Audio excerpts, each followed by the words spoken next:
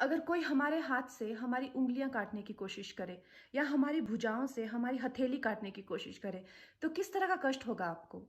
वही कष्ट पहुँचाया है चाइना ने हमें लद्दाख पर अपनी लालची नज़रें गड़ा के, और वहाँ हमारी सीमा का एक-एक इंच बचाते हुए हमारे 20 जवान शहीद हो गए हैं। क्या भूल पाएँगे आप उनकी माँओं के आँसू, उनकी विधवाओं की चीखें और उनके बच्चों के दिए हुए बलिदान को?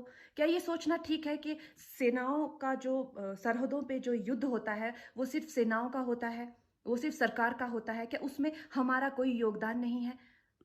क्या हम भूल गए वो वक़्त जब महात्मा गांधी जी ने कहा था, अगर अंग्रेज़ों की रीढ़ तोड़नी है भारत में, तो उनके बनाए हुए हर उत्पादन का बहिष्कार करना पड़ेगा। तो क्या ये ज़रूरी नहीं है कि हम भी इस युद्ध में हिस्सा लें? क्योंकि लद्दाख सिर्फ़ एक ज़मीन का टुकड़ा नहीं है, भारत की अस्मिता का एक बहुत बड़ा हिस्सा है। भारत की हथेली है, हम उसे किसी तरह से इस दुश्मनों के उनके गंदे इरादों में सफल नहीं होने दे सकते। तो क्या हम लोगों को इसमें हिस्सा नहीं लेना चाहिए कि जो चाइनीज़ जितनी भी गुड्स हैं, जितने भी उनके प्रोडक्ट्स हैं, जिन जिन भी कंपनीज़ में उन्होंने इन्वेस्ट किया हुआ है, उनसे उनको रिटर्न्स आते हैं, रेवेन्यूज़ आते हैं, ऑर्गेनाइज़ेशंस हैं, उन सब का बहिष्कार करें, ताकि वो उस संपत्ति से जो यहाँ से इंडिया से इकट्ठी करके जाते हैं, उस संपत्ति से हथियार खरीद के हमारे सैनिकों के सीने छन्नी करते हैं। तो क्या हम उन इस युद्ध में हम चाइना का साथ दे सकते हैं? आप बताइए।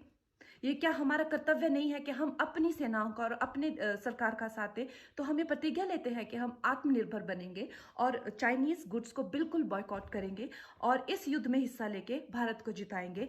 जय हिंद।